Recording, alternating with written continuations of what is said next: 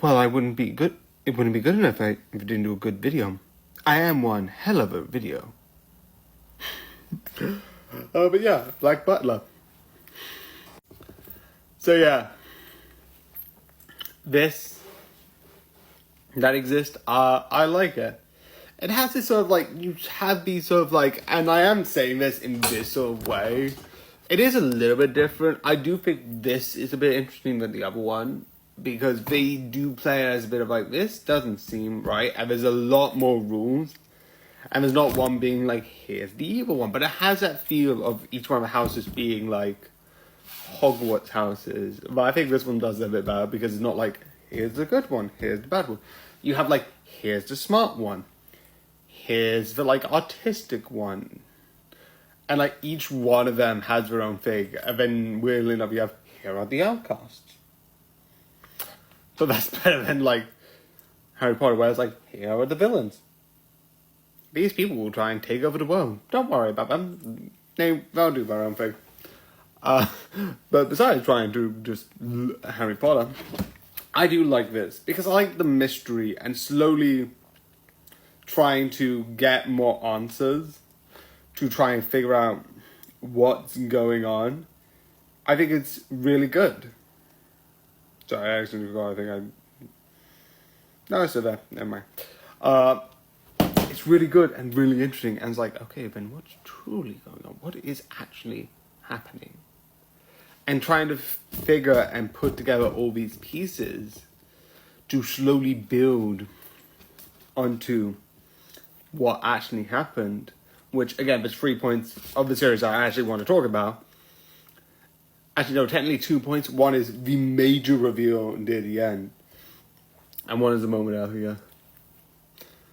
But I absolutely love it, and I absolutely find it interesting. Also, there is one episode that takes place outside of the school, but most of it takes place inside, like the school setting. But yeah. So, one of the things I want to mention is the one thing which I like is that besides the one trick where he literally swaps the ball and does a little bit like trickery with, actually 5, 4, 3, 2, 1, a little bit trickery with that, where he sort of like swaps the ball out, which like, that is mysterious. He does a bunch of like these strategies where a lot of people go, that's not cricket, that's not cricket. And then I love the one person who's meant to represent the more sporty house literally goes, shut up, and like shows a literal hand with like bruises on the knuckles of his fingers, which is meant to sort of like indicate, I don't know too much about cricket, but it's meant to sort of indicate that he's literally been chucking balls and doing these strategies and practicing and putting his body and analyzing. And I like the idea that it's like, these people have actually, like, this, like, Blue House never wins. And they have got this far. They have put this strategy together. They have done this skill. Because I'm a person where if you're talented in strength, knowledge, any of that, there will be a chance in any strategy, if you use your cards to your benefit, you can do specific skills. And if you use what you can use, you can like move forward and progress in life. So I love that this person who's meant to represent like, oh, I'm strong, I can do this, that, and the other, goes, no, they're doing what they're good at. They're using their intelligence to try and win. Don't take that away from them. That is no less sportsmanship than us being able to hit a cricket ball so far away that you can't even try. Like, traditionally, because they're playing loosey-goosey with the rules of cricket, I am going to point out that realistically, I'm pretty sure he can't hit a cricket ball back that way. But he knows that's the only thing that he could do. I'm pretty sure he can't. Double check on that. But, yeah. I do think that sort of acknowledgement is like that sort of like a thing of like, they are trying. They are not the strongest, most athletic one out of any of us, but they are trying. So give them support and don't just boo-hoo them away because it's not the exact way that you want them to play. This is cricket. Pay respect. That's one thing I get. The one thing I do get a bit annoyed. I do find it a bit annoying. I do like Rising Impact from the Netflix series, but the one thing that keeps happening is that you keep getting these golfers who are like, oh, yes, I'm better because I could do this and that. And then it's like, oh, no, oh.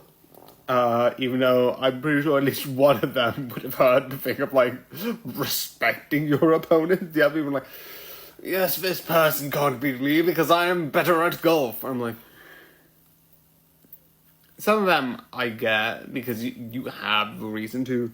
And some of them, like, you just seem arrogant. But yeah. I still like Rising Impact, and I still like this.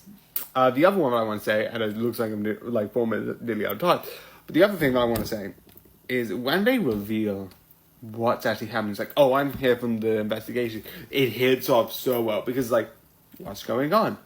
Oh no, they are raising people from the dead, which is insane. They are also, another thing, the headmaster is the Undertaker, a Grim Reaper, which is